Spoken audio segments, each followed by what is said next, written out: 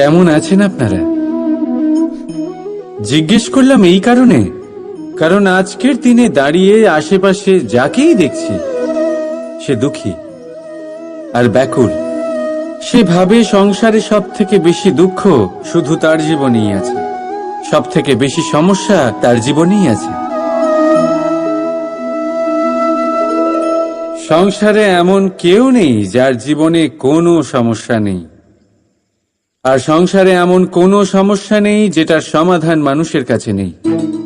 কিন্তু সেই সমাধান খোঁজার জন্য নিজের বন্ধ দ্বারগুলিকে খুলে এগিয়ে যেতে হবে, সাহস করে এগিয়ে যেতে হবে। কিন্তু কিছু মানুষ কি করেন?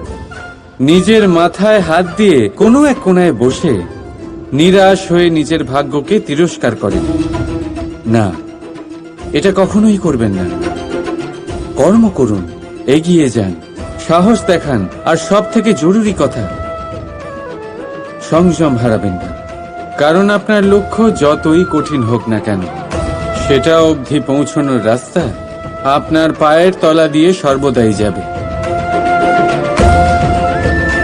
রাধা রাধা। আপনি এরকম অনেক লোককেই নিশ্চয়ই জানেন যারা ভোরবেলা উঠে স্নান করে প্রার্থনা করে না নিজের পথ দেখতে পায়, না নিজের লক্ষ্য। এই কারণে নিজের বিশ্বাস হারিয়ে ফেলে সে, আর এই কারণে ভয় পেয়ে যায়। চলুন আপনাকে আরো একটা প্রশ্ন করি। এই সংসারে কি এতটাই অন্ধকার আছে যে এই প্রদীপের অস্তিত্ব লুকিয়ে রাখতে পারে? না, উল্টে এই প্রদীপ অন্ধকারকে আহ্বান জানায়। নিজে জ্বলে সংসারকে আলোকিত করে এই ছোট্ট প্রদীপ। এবারে যখন এই ছোট্ট প্রদীপ অন্ধকারকে ভয় পায় না, তাহলে আপনি কেন অসফলতাকে ভয় পান? আপনার অন্তরে একটা অমর আত্মা আছে, শুধু দরকার ওই আত্মাকে জাগিয়ে তোলা। নিজের অন্তরের এই আত্মাকে জাগ্রত করে দেখুন, সব স্পষ্ট দেখতে পাবেন।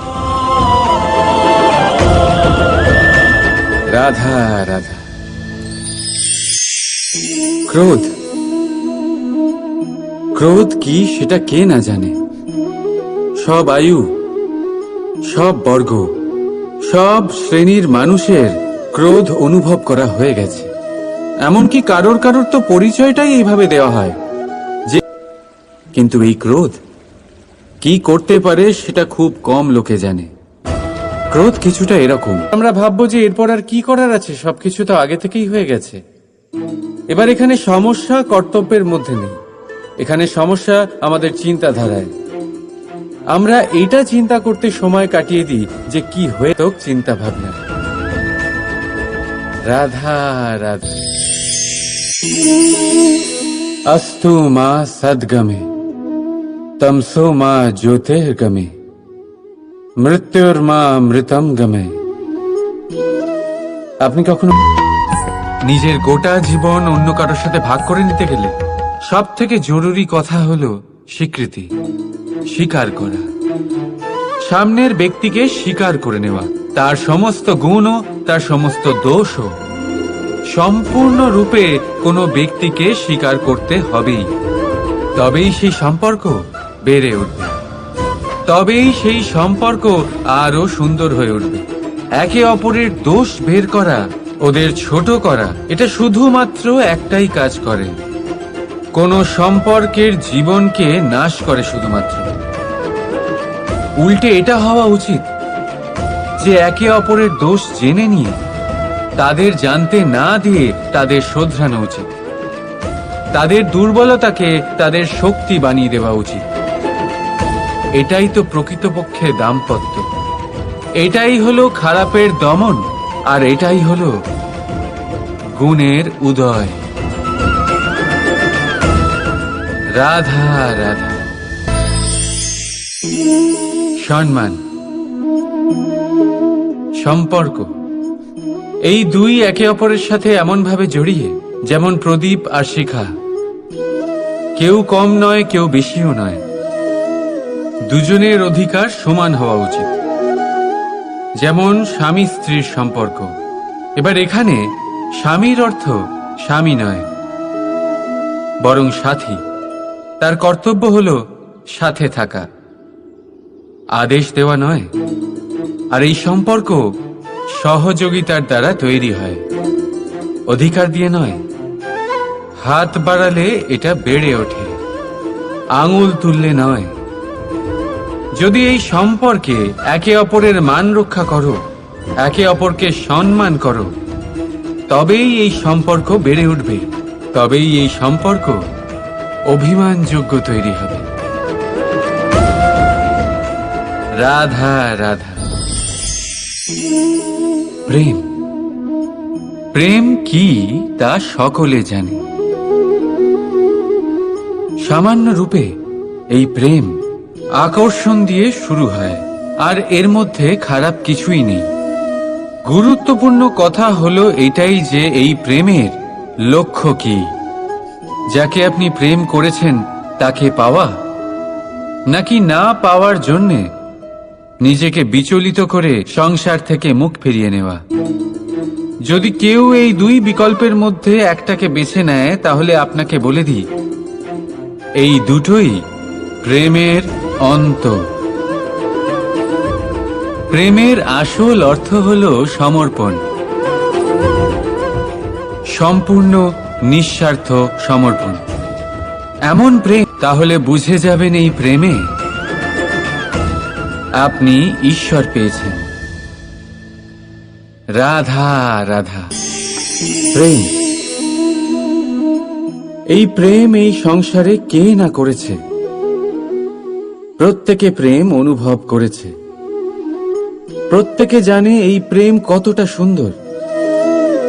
কেন নয়, এই প্রেমের অনুভূতি এই সংসারে সব থেকে শক্তিশালী। এবার প্রত্যেক শক্তির সাথে আসে কিছু দায়িত্ব। এবার যখনই এই দায়িত্ব আমাদের জীবনে আসে, আমরা সর্বপ্রথম প্রেম ভুলে যাই। আর আমাদের এই প্রেম বোঝা বলে মনে হয়। কিন্তু এই সংসারের সত্য তো এটাই যে প্রত্যেক প্রসন্নতা পেতে গেলে দায়িত্ব তো অবশ্যই আসবে, যা আমাদের পালন করতেই হবে। এবার যদি আমি আপনাকে উদাহরণ দিই, আপনার বাগানে আপনি চান একটা অত্যন্ত সুন্দর পুষ্পে ভরা বৃক্ষ জন্ম নিক, তাহলে সর্বপ্রথম তার জন্য আপনাকে জল আর রোদের আয়োজন করতে হবে।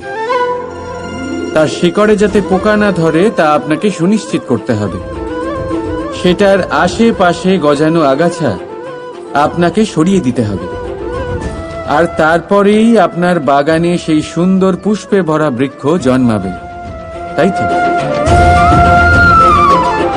ঠিক এমনই হয় এই প্রেমও। সর্বপ্রথম আপনাকে এর মধ্যে সমর্পণের সার জল দিতে হবে। অবিশ্বাস আর সন্দেহ, এই দুই আগাছা আপনাকে পরিষ্কার করতে হবে। আর বিশ্বাসের সেই শিকড় কখনো যাতে দুর্বল না হয়, সেটা আপনাকে সুনিশ্চিত করতে হবে। আর তারপরেই প্রেমের বাস্তবিক সুখ আপনি অনুভব করতে পারবেন। রাধা রাধা।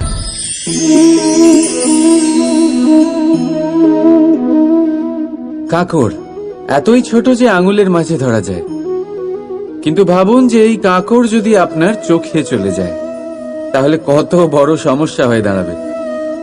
এবারে ভাবুন এই কাঁকড় যদি আপনার পথে থাকে, আপনি পাদুকা পরে বড়ই সহজে হেঁটে চলে যেতে পারবেন।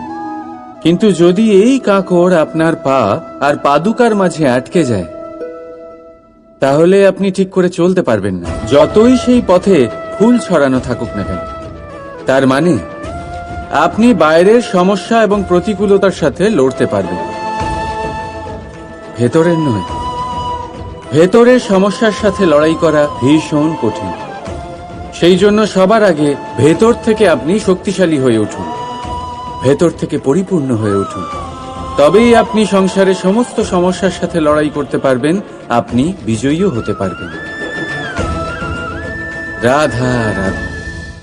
ভুল সবার দ্বারাই হয়, কষ্ট দেওয়ার জন্য নয়, শুধুমাত্র শিক্ষা দেওয়ার জন্য হয়। রাধা রাধা। মানুষের মধ্যে একটা বিশেষত্ব আছে, আর তা হলো সে সর্বদাই ভাবে যে সে সবার মধ্যে শ্রেষ্ঠ। সর্বদা সর্বশ্রেষ্ঠ কাজ করতে চায় সে, সর্বশ্রেষ্ঠ পরিণাম পেতে চায় সে সর্বদাই চায় যে সব জায়গায় সে যশ পাক। কিন্তু যখন প্রশ্ন ওঠে প্রেমের, তখন প্রেম মানুষের থেকে অনেক উচ্চ স্থানে বিরাজ করে। প্রেমে যে মানুষকে আপনি ভালোবাসেন, ঠোঁটের কোণে হাসি আসে। যাকে আপনি ভালোবাসেন তাকে হারিয়ে যদি আপনি জেতেন, তবে সেটা জিত নয়, এটা সবচেয়ে বড় হার। তাই সিদ্ধান্ত আপনার। আপনি কি চান? আপনি কি চান প্রেমের জয় হোক, নাকি আপনি চান আপনার জয় হোক? রাধা রাধা। প্রদীপ, এই প্রদীপকে জানার জন্য বায়ুর প্রয়োজন হয়। বায়ু জানা শুধুমাত্র আমাদের প্রাণদান করে, বরং এই আগুন জ্বালাতেও আমাদের সাহায্য করে। এবারে দেখুন,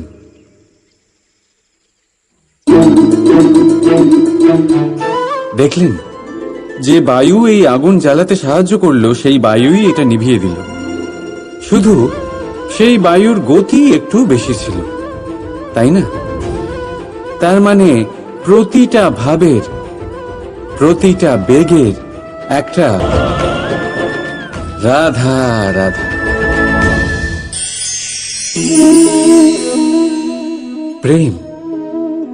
দাদা আমাকে সর্বদাই জিজ্ঞেস করেন যে কানাই, এই প্রেম আসলে ঠিক কি? মানলাম যে এটা সমর্পণ, মানলাম কি তা সম্পূর্ণরূপে বোঝানো কানাইয়ের সাধ্য তো অবশ্যই নয়, কারণ এই প্রেম এতটাই মহান। কিন্তু প্রেমের বিশুদ্ধ অনুভূতির বিষয়ে আমি বলতে পারি নিজের অনুভূতি থেকে। দেখুন, প্রেম হলো সেই রং যা জীবনে মধু ভরে দেয়।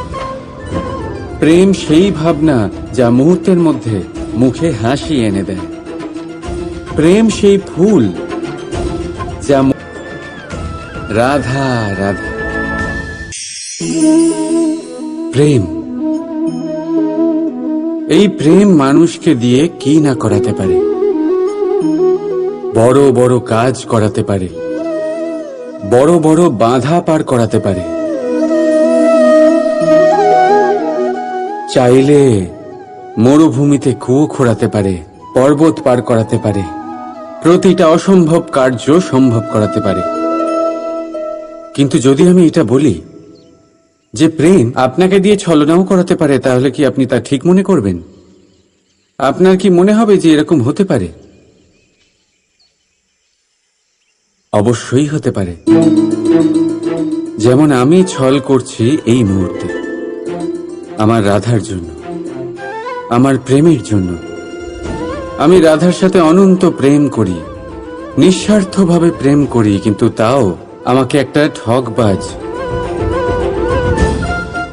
স্বার্থপর, লোভী ব্যক্তি হতে হচ্ছে।